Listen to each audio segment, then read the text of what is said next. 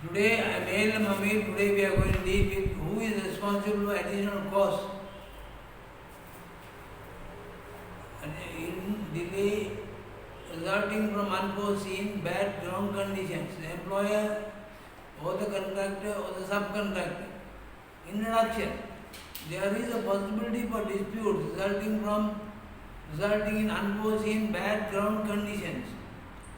If the dispute are to be avoided, in the contract should be made it clear as to who is responsible for the cost in terms of time and money resulting from encountering unforeseen bad conditions. Generally, the view is if the contractor is silent on the matter and there is no provision for remeasurement of works on completion, the contractor deemed to have taken the risk. The current trend is for the employers to seek to pass the risk to the contractor, who in turn tries to offload it onto the subcontractor. Usually this is achieved by way of specially drafted conditions of contract. The majority of the existing construction contracts place the risk on the employer. Clause 12 of ICE 6th and 7th edition entitles the contractor to claim for any additional time and cost which result from physical condition other than the weather conditions or condition due to weather condition or artificial obstructions which conditions or obstructions could not in his opinion had been foreseen by an experienced contractor. Condition 7.3 of GC Works of 1998 edition includes a similar provision.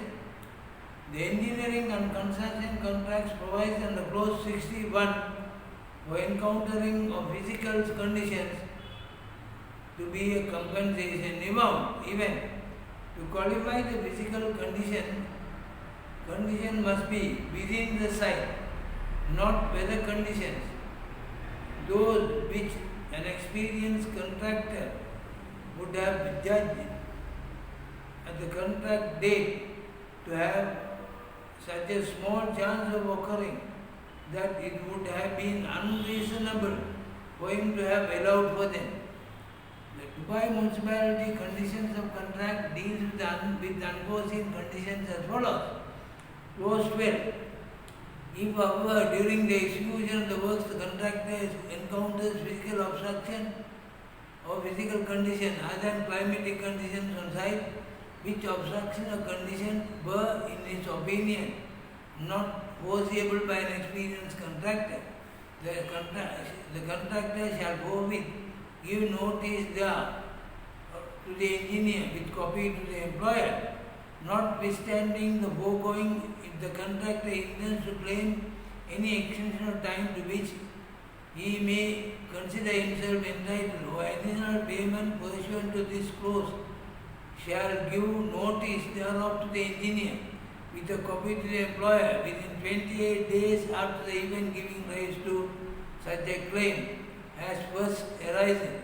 Extension of time shall be allowed and no additional payment made in respect of physical obstruction or physical condition encountered by the contractor, and unless he shall have the notice thereof within the prescribed timetable.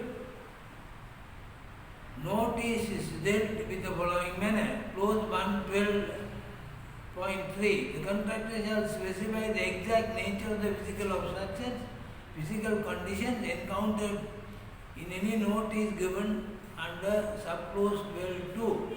The contractor shall also, with the notice or as soon as possible thereafter, give details of the anticipated effects thereof, the measures he is taking or proposing to take, and the extent of the anticipated delay or the interference with the execution of the works. Vidic 1999 Red Book under clause 4.12 entitled the contractor to recover any additional costs incurred as a result of physical conditions which he considers to have been unforeseeable. Physical conditions is defined by the condition of contract as natural physical conditions and the man-made other physical obstructions and pollutants which the contractor encounters on the site when executing the works, including hydrological conditions but excluding climatic conditions. Wittig 1999 Schiller book for turnkey projects takes a different line.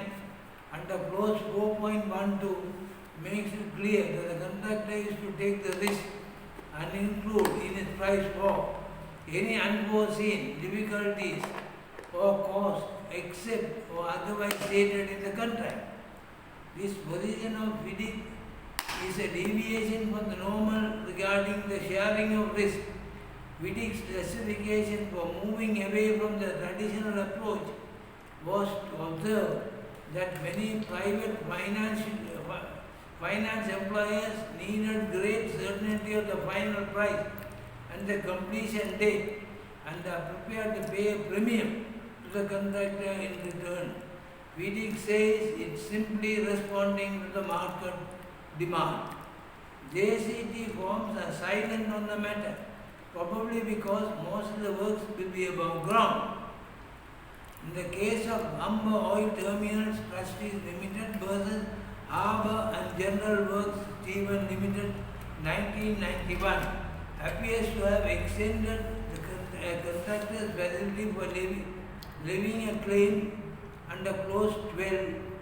A contract was entered into on the 9th March 1984 for the construction of 3 mooring dolphins and the reconstruction of a damaged bathing dolphin at the Immigration Oil Terminal.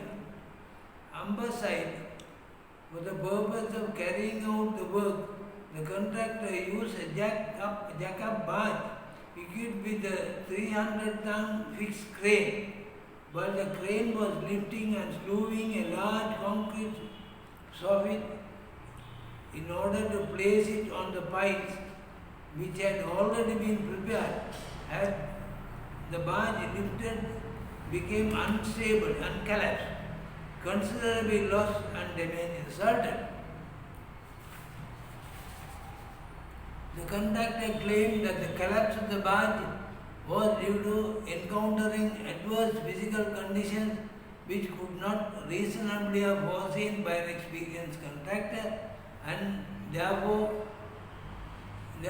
give rise to an entitlement to levy a claim. It was argued on behalf of the employer that no legitimate grounds for a claim existed.